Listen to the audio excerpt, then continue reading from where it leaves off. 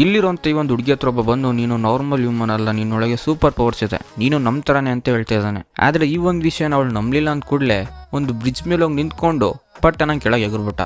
ಅವ್ನಿಗೆ ಏನಾಯ್ತೇನೋ ಅಂತ ಓಡ್ ಬಂದು ನೋಡಿದ್ರೆ ಅವ್ನು ಸಾಯ್ದೆ ಆರಾಮಾಗಿ ಕೆಳಗೆ ಮಲ್ಕೊಂಡಿದ್ದಾನೆ. ಆಗ ಸಡನ್ ಆಗಿ ಒಂದು ಟ್ರಕ್ ಅವನ ಮೇಲೆ ಹತ್ತೋದ್ರೂ ಕೂಡ ಮತ್ತೆ ಮಾರನೇ ದಿವಸ ಬಂದು ನಾರ್ಮಲ್ ಆಗಿ ಮಾತಾಡಿಸ್ತಾ ಇದ್ದಾನೆ ಅವಳ ಹತ್ರ.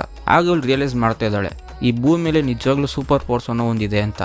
ಸೊ ಅದ್ರ ನಂತರ ಇವಳು ರೆಸ್ಟೋರೆಂಟಲ್ಲಿ ಕೆಲಸ ಮಾಡ್ತಿರ್ಬೇಕಾರೆ ಮಿಸ್ಸಾಗಿ ಒಂದು ಪ್ಲೇಟ್ನ ಕೆಳಗೆ ಬೀಳಿಸ್ಬಿಡ್ತಾಳೆ.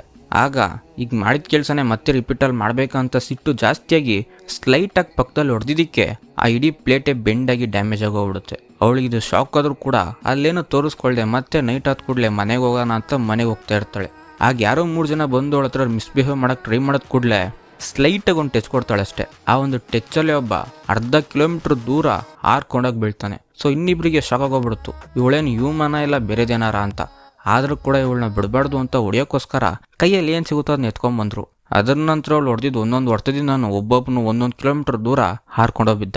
ಸೊ ಹಂಗೆ ಇವಳು ರಿಯಲೈಸ್ ಮಾಡ್ತಾ ಇದ್ದಾಳೆ ನನ್ನ ಹತ್ರ ಇರೋಂಥ ಪವರ್ ತುಂಬಾ ಪವರ್ಫುಲ್ ಅಂತ. ಸೊ ಹಂಗೆ ಸ್ವಲ್ಪ ದಿವಸದ ನಂತರ ಆ ಪವರ್ ಜೊತೆ ಅವಳೆ ಅಡ್ಯಾಪ್ಟ್ ಆಗಿ ಆ ಪವರ್ ಜೊತೆನೇ ಬಾಳಕ್ಕೆ ಸ್ಟಾರ್ಟ್ ಮಾಡಿದ್ಲು. ಅವಳನ್ನ ಯಾರೆಲ್ಲ ಯೂಸ್ಲೆಸ್ ಅಂದ್ರೋ ಅವರೆಲ್ಲರ ಮೇಲೂ ರಿವೆಂಜ್ ತಗೊಳಕ್ಕೆ ಸ್ಟಾರ್ಟ್ ಮಾಡಿದ್ಲು.